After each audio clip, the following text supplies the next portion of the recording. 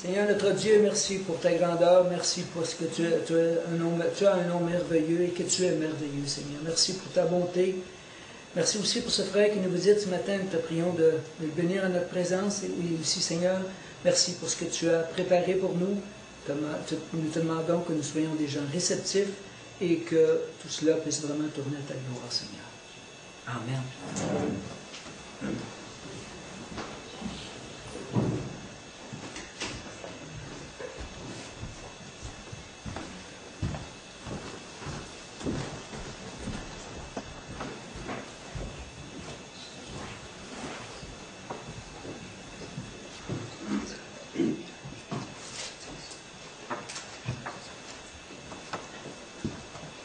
Bonjour. Bonjour. Bon, un beau bonjour à chacun de vous et puis merci pour le beau soleil que vous avez ici à Granby. On ne l'avait pas nous autres hier, donc il fallait venir ici pour le voir aujourd'hui. Je vais aussi en profiter, chaque fois je voulais le mentionner, je veux remercier notre frère Patrice Bouvier qui... C'est incroyable ce qu'il fait, ça m'émerveille constamment d'avoir mis toutes les émissions de l'heure de la bonne nouvelle, puis de toute la Bible en parle, puis de d'autres aussi. Des messages qui sont donnés ici, qu'on peut aller voir, entendre sur Internet, dans les plus gros moteurs qui existent au monde. Et puis déjà, après quelques heures, des fois, je vais vérifier, puis des gens de partout qui viennent écouter tout de suite, très, très rapidement. Donc, la parole se multiplie. On voit qu'on vit à la fin des temps, puis que tout le monde sur la planète va avoir entendu parler du Seigneur, puis là, le Seigneur va venir, comme c'est marqué dans l'Évangile. Avez-vous hâte? Oui! Amen! Alors, ce matin, le message est dans Galates, dans l'Épître aux Galates. C'est l'Épître de Paul, hein, je l'ai écrit aux Galates. Et c'est au chapitre 6. Un tout petit verset, mais nous allons regarder quelques versets dans ce chapitre-là ce matin. Et c'est surtout le verset 2 du chapitre 6 de l'Épître aux Galates qui nous intéresse plus particulièrement ce matin. Et j'espère que nos cœurs seront touchés puis stimulés à la parole que nous allons regarder, que nous allons lire. Au verset 2, c'est écrit « Portez les fardeaux les uns des autres ».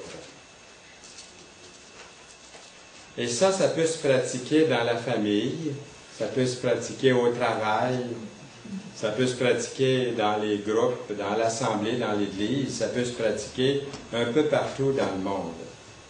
On vit à une époque assez compliquée, individualiste. Un de nos amis nous a dit qu'il a perdu connaissance sur le trottoir, comme ça, dans la rue. Et puis, il dit qu'il était comme semi-conscient. Il voyait des gens qui s'arrêtaient autour de lui, qui le regardaient, et puis faisaient un signe de tête, et puis il continuait. Personne ne s'arrêtait. Pourtant, lui, s'il avait pu dire quelque chose, il criait « Au secours, aidez-moi ». Il était tombé là, mais les gens l'enjambaient même, passaient par-dessus, et il ne s'arrêtait pas. Les gens ne s'occupent pas vraiment, on dirait, surtout dans les grandes villes, on voit ça, les gens pensent à eux, ils sont pressés, ils n'ont pas le temps d'arrêter, mais à un moment donné, quelqu'un s'est arrêté pour l'aider. Il y a toujours quelqu'un dans la foule quand même qui va être rempli de compassion, de miséricorde pour les autres. Comme famille de Dieu, nous sommes appelés à prendre soin les uns des autres. Et on voit ça dans l'Assemblée, dans l'Église. C'est quelque chose de merveilleux dans nos groupes, de pouvoir voir chacun qui prend soin de quelqu'un d'autre. La marche chrétienne est une excursion partagée. On ne marche pas tout seul. On ne fait pas cavalier seul. D'autres marchent avec nous, devant, à côté, en arrière, un peu autour. Dans 1 Corinthiens 12, 26, ce n'est pas nécessaire de tourner, je vais avoir plusieurs versets, mais surtout dans Galates, tout à l'heure, nous allons pouvoir les regarder si vous voulez. Mais je vous donne les références, 1 Corinthiens 12, 26. Si un membre souffre, il est écrit, tous les membres souffrent avec lui. Alors, pendant quelques instants, j'aimerais qu'on regarde ce que nous recommande la Bible concernant prendre soin les uns des autres. Il y a beaucoup de les uns les autres dans la Bible. J'étais vraiment surpris. Et je ne vais pas vous fatiguer avec ça, mais j'aimerais vous en donner quelques-uns. Je vous donne les références, je les lis très rapidement. Notez-les si vous voulez. De toute façon, ça va être enregistré. Vous pouvez les relire. Mais c'est incroyable. Il y a beaucoup de les uns les autres dans le Nouveau Testament. Par amour fraternel, soyez pleins d'affection les uns pour les autres. Par honneur, usez de prévenance réciproque. Romains 12, 10. Soyez bons les uns envers les autres, compatissants, vous pardonnant réciproquement, comme Dieu vous a pardonné en Christ. Éphésiens 4, 32. C'est pourquoi exhortez-vous réciproquement et édifiez-vous les uns les autres, comme en réalité vous le faites. 1 Thessaloniciens 5, 11. Ne nous jugeons donc plus les uns les autres, mais pensez plutôt à ne rien faire qui soit pour votre frère une pierre d'achoppement, une occasion de chute. Romains 14, 13. Accueillez-vous donc les uns les autres, comme Christ vous a accueillis pour la gloire de Dieu. Romains 15, 7. Rendez-vous par l'amour, serviteurs, les uns les autres. Galates 5, 13.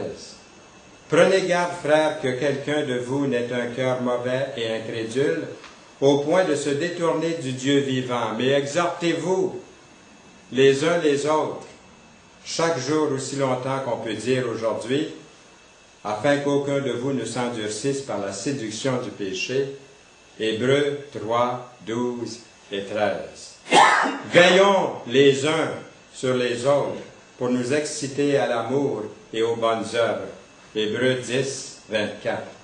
Confessez donc vos péchés les uns aux autres et priez les uns pour les autres afin que vous soyez guéris. Jacques 5, 16. Exercez l'hospitalité les uns envers les autres sans murmure. 1 Pierre 4, 9. Ne mentez pas les uns les autres aux autres. Colossiens 3, 9. Que la parole de Christ demeure en vous dans toute sa richesse. Instruisez-vous et exhortez-vous les uns les autres en toute sagesse par des psaumes, par des hymnes, par des cantiques spirituels, chantant à Dieu dans vos cœurs en vertu de la grâce. Colossiens 3, 16. Ainsi donc, comme des élus de Dieu, saints et bien-aimés, revêtez-vous de sentiments de compassion, de bonté, d'humilité, de douceur, de patience. Supportez-vous les uns les autres.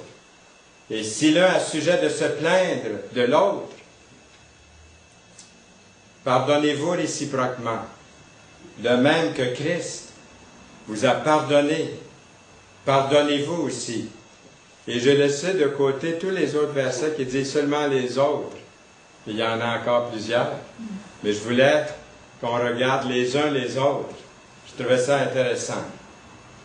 Et dans Galates 6, les premiers versets, des versets 1 à 10, il semble bien y avoir 4 pensées principales qu'on ne prendra pas le temps de développer en détail, mais simplement mentionner quelques-unes des choses au passage.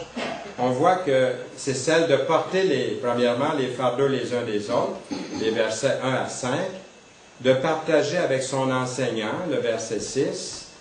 Il y a aussi la loi de l'ensemencement et de la récolte, les versets 7 à 9, et puis de faire le bien aux autres, verset 10. Au fond, nous avons tous des fardeaux à porter. Je suis persuadé qu'ici ce matin, nous avons tous des fardeaux. Ils sont variés. Nous n'avons pas tous la richesse, mais nous avons tous des fardeaux. Nous n'avons pas tous la santé, mais nous avons tous des fardeaux. Nous n'avons pas tous la popularité et la renommée, mais nous avons tous des fardeaux. Et certains d'entre nous peuvent avoir des problèmes physiques, avoir des problèmes d'audition, de vue. Pas tout le monde a la pleine utilité ou utilisation de ses membres, de ses bras, de ses jambes. Nous tous avons du sang qui coule dans les veines, mais ce sang vient dans différents types sanguins. Il y a beaucoup de choses que nous n'avons pas en commun, mais tous, nous avons des fardeaux. Cependant, nous n'avons pas tous les mêmes fardeaux. Dans notre passage, nous trouvons deux classes différentes de fardeaux. Nous allons prendre un instant pour méditer et regarder ça ensemble. Premièrement, les fardeaux que nous pouvons partager avec les autres. Et deuxièmement, les fardeaux que nous devons supporter souvent tout seuls. Premièrement, les fardeaux que nous pouvons partager. Le verset dit bien, « Portez les fardeaux les uns des autres, et vous accomplirez la loi de Christ. » Galates 6, 2. Le mot « fardeau » dans le verset signifie quelque chose de pesant, de très lourd.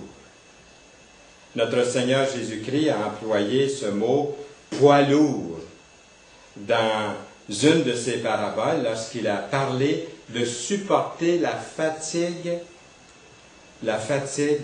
du jour et de la chaleur. Le Seigneur, dans Matthieu chapitre 20, verset 12, parle de cette lourdeur, de cette grande fatigue, de ce poids lourd. Il y a des périodes de notre vie quand nous faisons face à de lourds fardeaux, pas vrai? Des choses difficiles à porter. Des choses, des fois, tellement dures à porter qu'on dit c'est au-delà de mes forces. Je me rappelle un jour, on avait un congélateur à sortir du sous-sol. Il va sans dire que moi, je ne suis pas capable de sortir ça dans mes bras facilement. C'est lourd, ça ne se dit pas comme c'est lourd. Et puis je voulais le donner, puis j'ai demandé à quelqu'un de venir le chercher. Et j'ai oublié de lui dire de venir avec quelqu'un. Et quand il est arrivé chez nous, je l'ai presque chicané de venir chercher notre congélateur. J'ai dit, comment ça, t'es tout seul? Il dit, oui, mais t'es là, toi. Oui, mais tu m'as jamais vu forcer après un congélateur, sortir ça du sous-sol, monter l'escalier, c'est insupportable. Je pense que c'est à ce moment-là que j'ai commencé à faire de la traite. Tellement que j'ai trouvé... Je pensais de ne pas être capable de monter une seule marche. C'était tellement lourd. Et c'est ça ici. C'est ça que nous voyons, un poids lourd. Et quelquefois, on porte un fardeau qu'on se dit, je vais m'écraser sur ce fardeau, c'est trop lourd. Seigneur, s'il te plaît, aide-moi, j'en peux plus. Il y a des périodes comme ça de notre vie. Quand nous faisons face à de lourds fardeaux. Ça peut être une maladie, ça peut être aussi la mort d'un être cher, ou la séparation d'avec quelqu'un. Ça peut être la perte d'une maison, la perte d'un travail, ça peut être un problème financier. Et pendant ces périodes de grande épreuve, alors que quelqu'un pourrait s'écrouler sous son fardeau, quelle est ma responsabilité, votre responsabilité envers lui ou elle pour alléger son fardeau? Quelquefois, j'entends de très bons témoignages d'appréciation de la part de personnes pour lesquelles nous avons prié. Et ça doit arriver ici aussi, surtout dans nos groupes de prière, où des gens vont se lever, soit le dimanche matin ou les réunions de prière, pour dire « Merci à l'Assemblée, merci à mes frères et sœurs qui ont prié pour moi. Ils ont été relevés, ils ont été soulagés de leur fardeau. » Est-ce que c'est arrivé ici qu'on a entendu ça? Je suis persuadé qu'on l'a entendu assez souvent. Ça arrive. Dans nos différentes rencontres, nous ressemblons le plus étroitement au modèle que nous retrouvons dans l'Église primitive, dans les Actes. Qu'est-ce qu'ils faisaient? Ils persévéraient dans l'enseignement des apôtres, dans la communion fraternelle, dans la fraction du pain et dans les prières. Dans Acte 2, verset 42.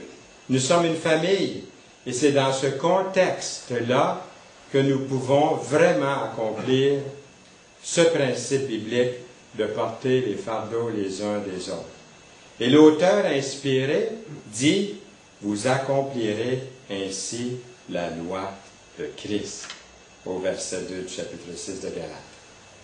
Je me suis demandé ce qu'il a voulu dire, l'apôtre ici, quand il dit, vous accomplirez ainsi la loi de Christ. Est-ce qu'il se réfère au Nouveau Testament par rapport à l'Ancien Testament? C'est ce qu'on m'avait enseigné. Mais l'auteur se réfère simplement au commandement du Seigneur, tout simplement, de s'aimer les uns les autres.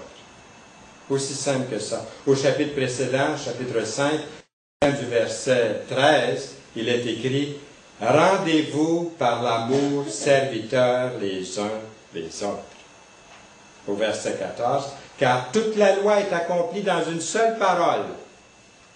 Celle-ci, tu aimeras ton prochain comme toi-même. » Galates 5, versets 13 et 14. Il citait dans ce verset de Galates 5, 13 et 14, Lévitique 19, verset 18, il dit « Tu aimeras ton prochain comme toi-même. » Il nous dit que toute la loi est là. La loi de Christ est là. Jésus a parlé de ce précepte comme étant le deuxième plus grand commandement de toute la Bible, précédé par le plus grand commandement concernant notre amour suprême pour Dieu. Et ces deux commandements résument toute la loi de Dieu. Ils sont au cœur de la loi. Jésus a dit, « Je vous donne un commandement nouveau, aimez-vous les uns les autres, comme je vous ai aimé. Vous aussi, aimez-vous les uns les autres. À ceci, tous connaîtront que vous êtes mes disciples, si vous avez de l'amour les uns pour les autres. » Jean 13, 34 et 35. Il dit, c'est ainsi que vous accomplirez la loi de Christ. Il y a un fardeau que nous pourrions partager, dont je n'ai pas parlé là. Regardez le verset, au verset 1, nous lisons, « Si un homme vient à être surpris en faute, » Galates chapitre 6, verset 1. « Si un homme vient à être surpris en faute. » Je présume que chacun de nous ici avons quelques défauts. Est-ce qu'il y en a qui n'en ont? Connaissez-vous quelqu'un qui n'en a pas? Je n'ai pas demandé est-ce qu'il y a quelqu'un qui n'a pas de défaut, là. J'ai peur d'avoir une main qui se lève. Mais connaissez-vous quelqu'un qui n'a pas de défaut? Hein? C'est ça que la question. Paul parle d'une faute ici qui peut être quelque chose de mal et qui peut être un fardeau pour quelques-uns, pour quelqu'un en tout cas, qui a besoin d'aide. Il dit, « Vous qui êtes spirituels, redressez-le avec un esprit de douceur. Prends garde à toi-même de peur que tu ne sois aussi tenté. » Et ceux et celles qui cherchent à restaurer un frère ou une sœur, ils doivent être nécessairement des personnes spirituelles puis, qui s'appuient beaucoup sur le Seigneur parce qu'il est facile, il pourrait être facile de voir la paille qui est dans l'œil de l'autre et puis de ne pas réaliser, de ne pas percevoir la poutre qui est dans son œil, selon Matthieu chapitre 7, verset 3. Ceux et celles qui veulent porter les fardeaux des autres doivent être des personnes qui s'appuient, ce sont des personnes qui s'appuient sur Dieu, et les versets précédents de notre texte donnent une liste de fruits de l'Esprit pour le croyant. Vous connaissez le fruit de l'Esprit dans Galates chapitre 5, verset 22. Le fruit de l'Esprit, c'est l'amour, la joie, la paix, la patience, la bonté, la bienveillance, la foi, la douceur, la maîtrise de soi. J'ai dit la foi, la joie au début, l'amour, la joie, la paix, la patience, la bonté, la bienveillance, la foi, la douceur, la maîtrise de soi. J'ai souligné, dans ce verset, je peux souligner tous les mots, mais j'ai souligné le mot douceur ici, à cause du contexte du message d'aujourd'hui. Il y a des chrétiens qui vivent dans la plénitude de ce verset-là. Il est écrit « Redresse-le avec un esprit de douceur ». Le mot douceur est le même mot trouvé dans la liste « fruits de l'esprit » que nous venons de lire là, dans Galates, chapitre 5, verset 22. Vous avez peut-être entendu cette émission. Il y a une émission à la télévision, des gens viennent s'exécuter, là, ils ont des talents, puis ils veulent manifester leurs talents, puis ils viennent chanter, ils viennent danser, ils viennent sauter, ils viennent faire toutes sortes de choses pour démontrer leur talent. Et puis, j'aime vraiment pas l'animateur, là. pense qu'il s'appelle Simon.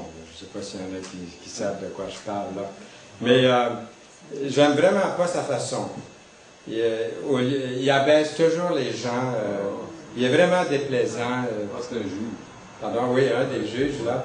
Il dit, je l'ai entendu dire à une personne là, qui faisait vraiment pitié. Pourtant, elle n'était pas pire, mais c'est ce que lui a dit que je trouvais terrible. Là. Il dit, si vous avez vécu là, il y a 2000 ans, et que vous auriez chanté comme vous venez de chanter, là, vous auriez été lapidé, madame. Et puis, il a dit aussi à une autre personne, votre chanson est absolument horrible, épouvantable. Il dit, je peux honnêtement dire que si vous gagniez, ce serait la fin de l'industrie américaine de musique. Je vous traduis, oui. Je vous traduis, là. Une autre fois, il dit, c'est épouvantable. Voulez-vous vraiment poursuivre ce métier de chanter? Puis là, le contestant, tout benaud, là, tout timide, pendant une seconde, il réfléchit, puis il dit, je peux continuer ou tout laisser tomber. Lui, il prend tout de suite d'un seul souffle et dit, avec un sourire sarcastique, sinistre sur son visage, il dit, oui, laisse tout tomber, puis ça presse. Donc, j'ai pensé, en préparant le message, que ça, c'est pas le genre d'attitude que je dois avoir envers mes frères et sœurs dans le Seigneur, envers les autres chrétiens.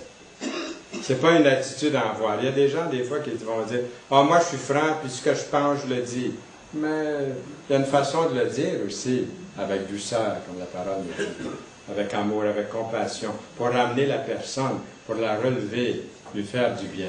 Pas la tapocher, lui taper dessus, puis l'écraser. Et c'est ça que je pense que l'apôtre nous dit ici. Il dit, prends garde à toi-même de peur que tu ne sois aussi tenté, dans Galates 6, 1.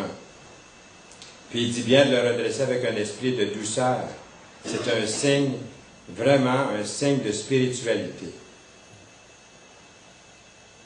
En corrigeant une personne, il y a toujours la tentation de penser, si on ne le dit pas, de penser, j'aurais jamais fait une chose pareille, pas moi. Même l'homme ou la femme spirituelle doit toujours être sur ses gardes, comme on voit dans la parole ici. Et puis l'humilité peut nous glisser entre les doigts, n'oublions pas, parce qu'une fois que vous pensez qu'enfin vous l'avez, cette humilité-là, vous pouvez la perdre rapidement. Nous lisons dans la parole, si quelqu'un pense être quelque chose, quoi qu'il ne soit rien, il s'abuse lui-même. Que chacun examine ses propres œuvres, et alors il aura sujet de se glorifier pour lui seul, et non par rapport à autrui. Quand nous nous comparons aux autres, nous pourrions peut-être trouver de bonnes raisons de se penser meilleur, mais nous sommes bien avertis de ne pas penser de cette façon-là. Donc, on a vu les fardeaux que nous pouvons partager. Ça va bien? Et très rapidement maintenant, deuxièmement, les fardeaux que nous devons supporter. Des fois, on est les seuls à pouvoir le faire. Car chacun, nous lisons verset 5, chacun portera sa propre charge. C'est curieux, n'est-ce pas, qu'au verset 2, il dit « Portez les fardeaux les uns les autres », puis qu'au verset 5, il dit « Car chacun portera sa propre charge ». On dirait qu'il y a une contradiction là, ici. On dirait que peut-être qu'ici, dans ces versets-là, à première vue, ça peut sembler une contradiction, mais pas du tout. En fait, la réponse est simple. Comme il a été dit plus tôt, le mot fardeau dans le verset 2 signifie un poids très, très, très lourd. Quelque chose d'insupportable, très difficile à porter. Tandis qu'au verset 5, c'est comme un sac à dos. On a tous un sac à dos ici ce matin. Mais il y en a peut-être qui, en plus de leur sac à dos, ils ont un lourd fardeau. Quelque chose d'insupportable. Et ça prendrait l'aide de quelqu'un, d'un frère, d'une sœur. Qui, ce frère et sœur, ont aussi un sac à dos. Mais on voit qu'il y a deux sortes de fardeaux. Dans le verset 5, il est question d'un sac à dos, c'est comme ça que j'aime l'appeler. Comme chaque soldat devait porter. Chaque soldat avait son sac à dos. D'où vient, chacun portera sa propre charge. Ce qui ne lui enlève pas au soldat sa responsabilité envers les autres, qui non seulement doivent porter aussi leur sac à dos, mais en plus, ils portent peut-être un très lourd fardeau. D'une part, le chrétien aide à soulever le fardeau d'un frère et d'une sœur qui passent par un deuil ou une grave maladie ou la perte d'une maison, d'un travail, etc. Mais d'autre part, cela ne signifie pas que le chrétien doit s'éclipser de ses propres responsabilités ou de sa propre charge régulière de la vie, c'est-à-dire son propre sac à dos. Son sac à dos régulier. Le verset 2 n'est pas une excuse à la paresse ou à s'attendre à ce que les autres effectuent notre travail, car chacun portera sa propre charge, verset 5. Nous effectuons nos propres responsabilités, nous voyons à notre propre sac à dos, tout en ayant l'œil ouvert pour aider l'autre, qui, lui, peut-être un sac à dos en plus, un fardeau très, très lourd à porter. Il y a des fardeaux que nous devons supporter. J'aimerais prendre un instant pour ça. Des fardeaux très, très lourds que d'autres ne peuvent pas porter pour nous. Et ça, c'est en plus du sac à dos. Je dirais la douleur. Des êtres chers, des fois, on voudrait prendre la douleur sur nous, qu'on ne peut pas. On ne peut pas le partager. Je me souviens très bien d'avoir été impuissant devant la douleur, la souffrance épouvantable qu'endurait notre propre fille Nicole. Le médecin lui donnait 1 mois et demi à vivre, elle a vécu 8 mois et demi. D'atroces douleurs, c'était un cancer des os, c'est un des cancers les plus souffrants. On a dû lui mettre l'épidurale pendant plusieurs semaines, lui administrer des doses fortes de morphine contre la douleur, et même là, ça n'aidait pas beaucoup. Puis en tant que père, il est normal que j'ai voulu prendre sur moi cette douleur pour elle, mais je ne pouvais pas. Elle seule endurait cette douleur. Je ne pouvais pas prendre cette douleur pour elle. Je pouvais rester près d'elle. Une autre chose qu'on ne peut pas prendre, c'est la mort. La mort, un jour, va venir pour nous, mais pour un autre, c'est un fardeau auquel nous devrons faire face seuls. Viendra un moment où chacun de nous passerons par la vallée de l'ombre de la mort et seuls nous ferons face. Le jugement est un troisième fardeau que nous ne pouvons pas prendre pour un autre. La Bible indique qu'il est réservé aux hommes de mourir une seule fois, après quoi vient le jugement. Hébreux 9, 27. L'apôtre Paul a écrit « Car il nous faut tous comparaître devant le tribunal de Christ, afin que chacun reçoive selon le bien ou le mal qu'il aura fait, étant dans son corps. » Il y a un autre fardeau que nous ne pouvons pas porter pour les autres, et c'est le fardeau du péché. Paul en parle dans Romains, David en parle dans les psaumes. Le psaume 38, verset 4, David dit « Mes iniquités s'élèvent au-dessus de ma tête, comme un lourd fardeau. Elles sont trop pesantes pour moi, dit David dans ce psaume.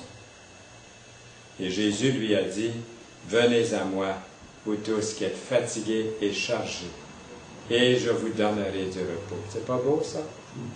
Lui, il peut prendre notre fardeau. Ceux qui m'aiment, ou ceux que j'aime, je ne peux pas prendre leur fardeau quelquefois. Ces fardeaux dont on vient de parler. Mais le Seigneur a dit, venez à moi. Seulement Jésus peut nous aider avec ce lourd fardeau de péché, un fardeau qui nous a aliénés de Dieu, nous a fait ennemis de sa sainteté, comme la Bible indique. Et si ce péché n'est pas enlevé par le Christ, il causera souffrance, jugement, colère de Dieu. Luc 19, 10 dit, « Car le Fils de l'homme, Jésus, est venu chercher et sauver ceux qui étaient perdus. » C'est pas beau, ça? Qu'est-ce que vous allez faire de votre fardeau? Il y a des fardeaux que vous pouvez partager. Il y a d'autres fardeaux que vous devez porter seul. Mais le fardeau du péché est un fardeau trop lourd à porter tout seul ou à porter pour les autres. Jésus est mort sur la croix pour porter pour vous ce fardeau. Et si vous ne lui avez jamais demandé de vous délivrer de ce fardeau?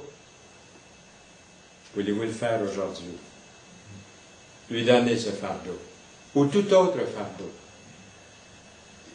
Des fardeaux que vous pouvez partager, d'autres que vous ne pouvez pas partager, d'autres que vous portez. Est-ce que vous voulez les donner au Seigneur ce matin, ces fardeaux?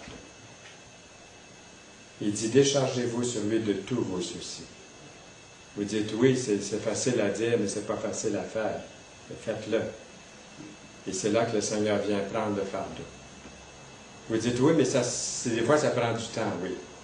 En son temps, il va le faire. Mais donnez-lui le fardeau.